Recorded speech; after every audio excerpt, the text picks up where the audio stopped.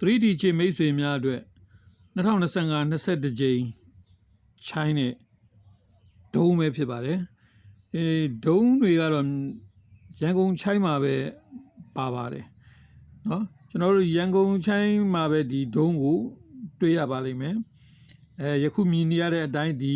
နေရာလေးမှာပေါ့နော်ဒီနေရာလေးမှာရှိပါတယ်ဒုံးရဲ့အောက်မှာခင်းထားတဲ့3156ဆိုတဲ့ကဏန်းလေးတွေဟာ35နှစ်တပွဲမှာပဲနှလုံးကစားပြီးတော့ကျန်တဲ့ပွဲတွေမှာဆိုလို့ရှိရင်1-2ကစားနေတာကိုတွေ့ရပါပါတယ်ဒါကြောင့်မလို့ယခုပွဲမှာ3156က1-2ကစားနိုင်ပါတယ်အလွန်ကြိုက်လွန်းအားကြီးမယ်ဆိုလို့ရှိရင်တော့နှလုံးကစားလို့လည်းပဲ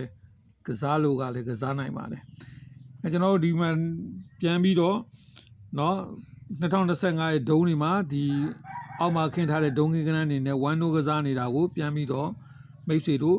စစ်ဆေးကြည့်ရှုနိုင်ဖို့အတွက်ကျွန်တော်တင်ပေးလိုက်ပါတယ်အားလုံးကိုစိတ်ချမ်းမြေ့ကြပါစေ